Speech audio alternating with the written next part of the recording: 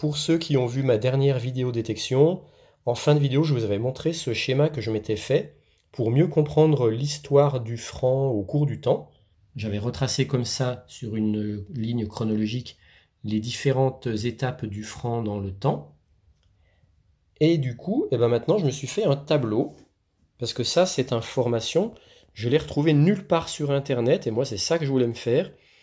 C'était avoir les différentes séries de francs qu'on pouvait trouver, en gros de 1800 à 2000, en fonction des empires, de la politique. Et donc, alors je tiens à préciser que c'est un tableau qui est vraiment de vulgarisation, il n'est pas du tout technique. Même pour une série de francs sous une même république, il va y avoir des variantes de monnaie, bien sûr. Mais moi, ce que je voulais, c'était quand même dans les grandes lignes. Pour vous expliquer rapidement, en colonne, donc en verticale, ce sont les valeurs des pièces. Donc 5 centimes, 10 centimes, 20, 50, 1 franc, 2 francs, 5 francs, 10 francs, 20 francs, 50 francs, 100 francs. Et puis sur les lignes horizontales, eh bien, ça sera les séries, je ne sais pas trop comment appeler ça, mais par exemple là ça va de 1803 à 1914, donc c'est le franc germinal, c'est là qu'on va retrouver des Napoléons. Sur la deuxième ligne, c'est le franc qu'on pourrait appeler Poincaré de 1914 à 1928, c'est la Troisième République je crois. Parallèlement de 14 à 27, il y a eu la série de chambres de commerce Bon pour franc, des monnaies de nécessité. Et après, de 28 à 40, il y a le franc Morlon ou Turin. Et après, de 40 à 60, les anciens francs Alu. Et puis enfin, de 60 à 2000, le nouveau franc Semeuse Pinet.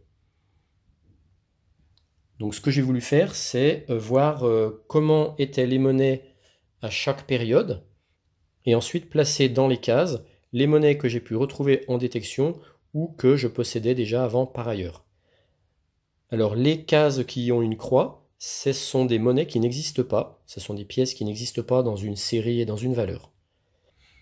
La ligne de 40 à 60, les anciens francs, il me manque 5, 10 et 20, sinon j'ai les 50 centimes, 1 franc, 2 francs, 5 francs, 10 francs, 20 francs, 50 francs, 100 francs.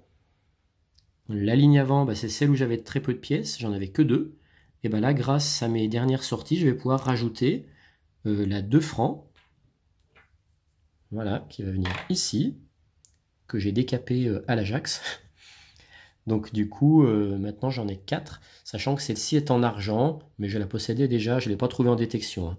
Alors oui, je me suis aussi amusé à mettre le métal de la monnaie en face pour chaque case. Au-dessus, c'est la ligne des monnaies de nécessité. Je me suis rendu compte qu'il n'existait que 3 types de monnaies. Bon pour 50 centimes, bon pour 1 franc, bon pour 2 francs. Donc là, je les ai tous trouvés en détection. La ligne au-dessus, le franc Poincaré, j'ai une 5 centimes, 10 centimes, pour l'instant j'ai pas de 20. Et après, les 50 centimes, 1 franc, 2 francs, elles étaient en argent.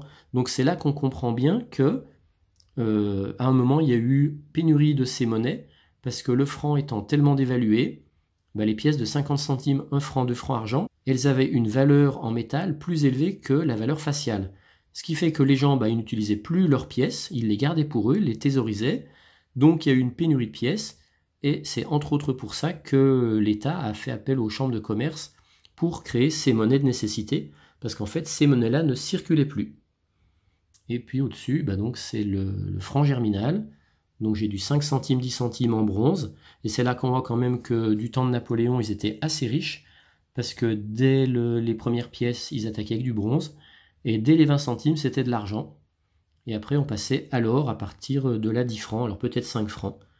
Et là, c'est le fameux 20 francs or, ce qu'on appelle le Napoléon, qui est boursable, qu'on retrouve à la bourse, qui cote actuellement à peu près 340 €.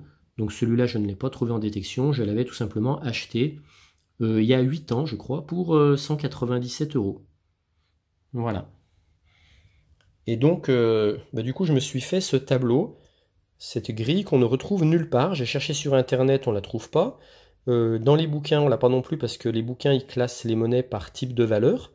Donc on va avoir toutes les 5 centimes dans le temps, ensuite toutes les 10, toutes les 20, toutes les 50. Mais moi, je voulais quelque chose de très synthétique.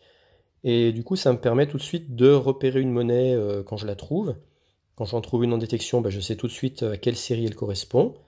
Et puis je comprends mieux l'histoire de l'évolution de la monnaie sur ces 200 dernières années. Donc je rappelle, c'est un tableau de vulgarisation.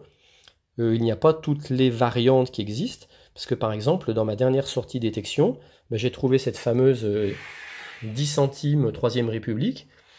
En fait, elle irait en même temps que celle-là, en même temps que la 10 centimes Napoléon. C'est une 10 centimes de 1873. Donc en fait, voilà, c'est une variante de la 10 centimes Napoléon III. On va dire qu'elle est dans cette même ligne-là.